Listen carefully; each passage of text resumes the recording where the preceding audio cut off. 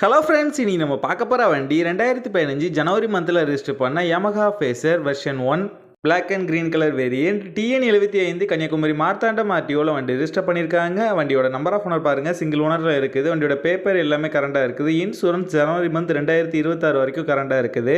வண்டியோட physical condition பார்த்தீங்கன்னா நல்ல கண்டிஷனில் இருக்குது. என்னோட இன்ஜின் கண்டிஷன் பார்த்தீங்கன்னா தெளிவான செல்ஃப் கண்டிஷனில் இருக்குது. இந்த வண்டியில் கிக்கர் ஆப்ஷனும் வந்துடும்.